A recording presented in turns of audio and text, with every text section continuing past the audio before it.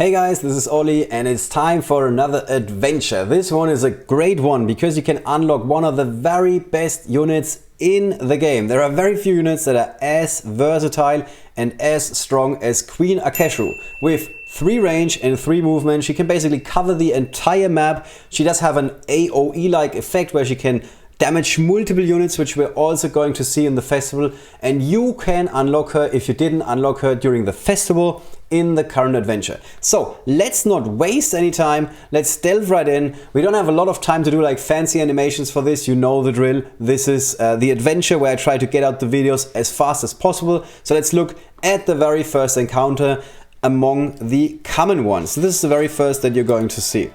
So, the special win condition here is not something completely out of the ordinary. You need to get a lightning victory, you need to be fast, and then nobody needs to take any damage. Normally, we hate not taking any damage, but it's not a gigantic problem with Queen Aceshru because Aceshru can create shades and the enemies tend to favor the shades. So more often than not, you're not gonna get attacked. So for this map, you actually want to use Lionett, which is a sentence that I've never said before in my life. Because these units, the opponents have lined up nicely for Lionett to attack on this side, then you want to go for the special of Queen Aceshru, and then to finish them off, the last thing that you want to do is Ranaklu, in that order. First go with Queen Aceshru, then go with Lionett, and now go for Ranaklu, who's going to trigger his effect. Everybody who's standing in darkness is taking more damage, you have infinite shades, and that's already it. That's pretty straightforward. If you don't happen to have a Ranaklu, this level is a lot harder. There are a couple of other strategies that also work. Everything with summons is a really good strategy in these levels because, as I said before, the opponents try to favor the summons rather than your own heroes. Alright, on to the next one. In common encounter number 2, you now have to play dark units on top of getting a lightning victory and not take any damage. So that's a little bit harder, but fortunately you have access to quite a couple of dark units, at least if you were lucky enough with opening some heroes before. So we see a Katsume, which is immediately making this a lot harder because you don't want to move forward and then Katsume is taking a shot at your units. There's a different couple of ways that you can work around the Katsume restriction. One of them is place a shade or any unit, a summon, next to Katsume, because then she no longer has range basically and she cannot hit anybody else. She's also not going to shoot at the shade or the summon that spawns next to her. The problem is, if you're trying to get close enough to Katsume to put a shade there, half the time Katsume is just going to shoot the unit that is trying to put the shade there, in this case Queen Aceshru.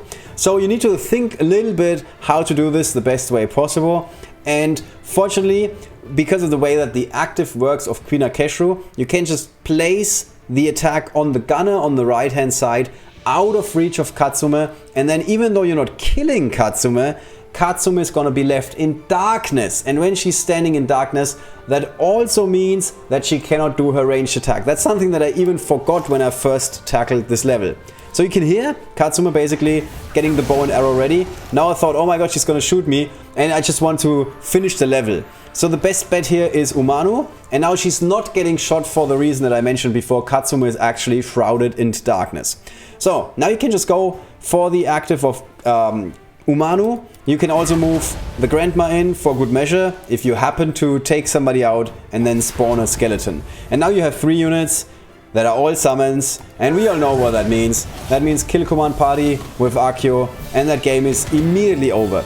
Even if you do not happen to have Accio, that level is not a big problem. You can still make sure to get max points because more often than not, the gunners are gonna focus on your summons.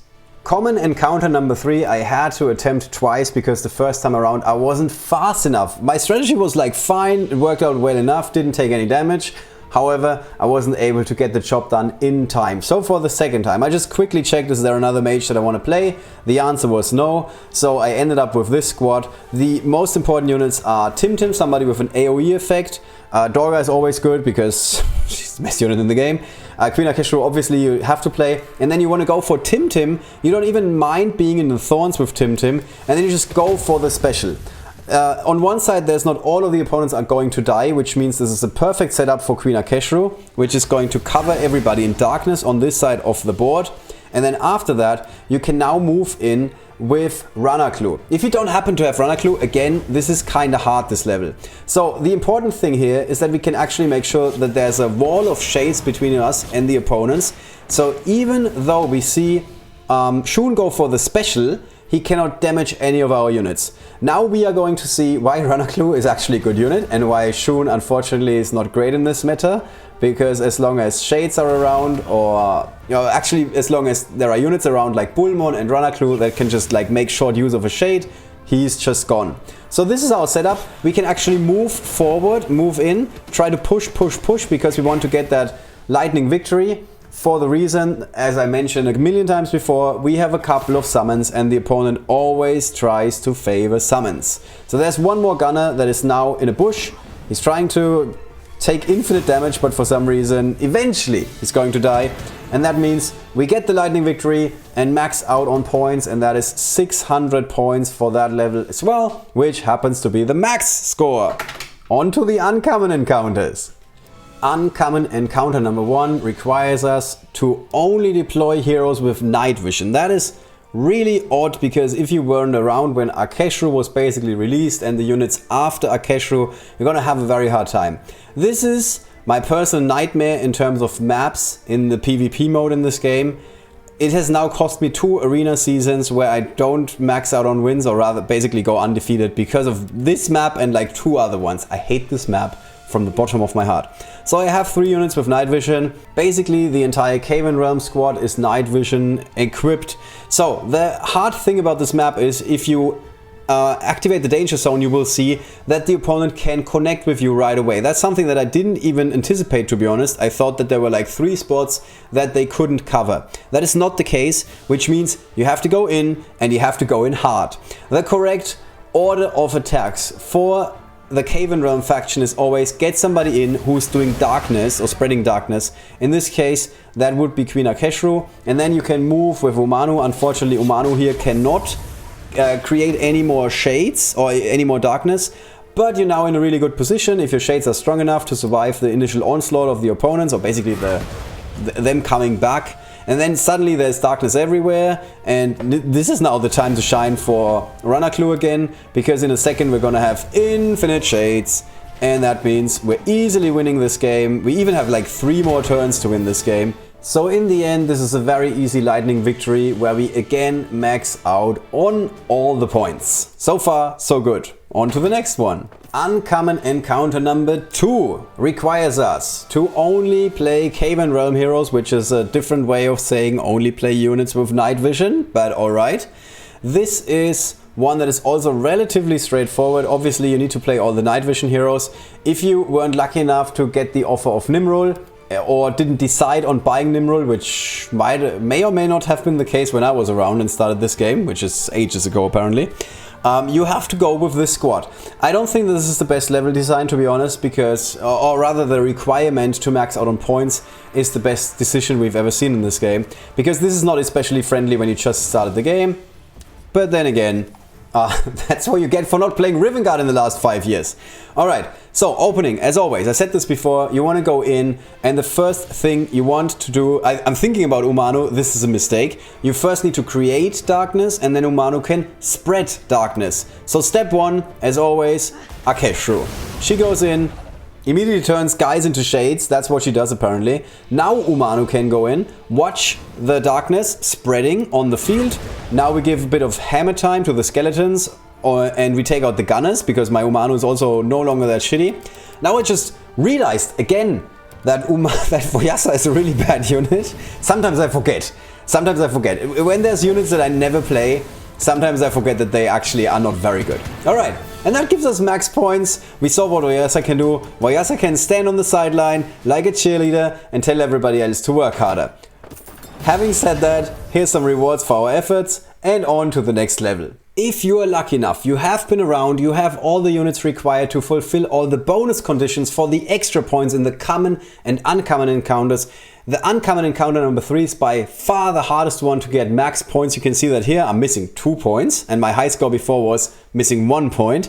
And the reason is there's no way to avoid Katsume shooting one of your units on the very first turn. The answer is Taro, because Taro can apparently block. And block is a really big deal in this game, in case you didn't know. If you ever play against Tripitaka, you're going to start learning to hate Accio, because her Accio just blocks everything. After that, it's basically a walk in the park.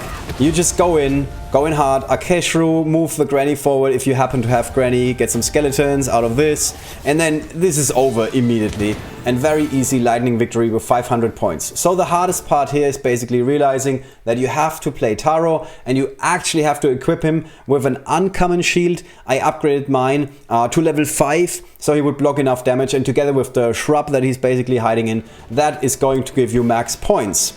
He's been my secret weapon in half of these adventures. Taro is actually a unit that is worth looking into for that reason only, to max out on adventures. Alright guys, that's it already for this first video. We're basically done with the common and uncommon encounters. I hope you enjoyed this very quick run through with all of them. Now I'm starting to get some work done with the rare and epic and legendary encounters. There's gonna be more videos. If you happen to catch this video in time, definitely check out Aranus. He's actually going online on Twitch, live streaming the adventure, showing you his strategies, and you can even win something when you watch him play. You just have to type something in the chat. So if you're catching this video in time, make sure go to the official Discord in the creators corner. There's going to be a link to Aranus. I'm also going to leave a link below this video, so check out his Twitch stream, have fun with the adventure, and I see you guys very soon with more hints how to max points.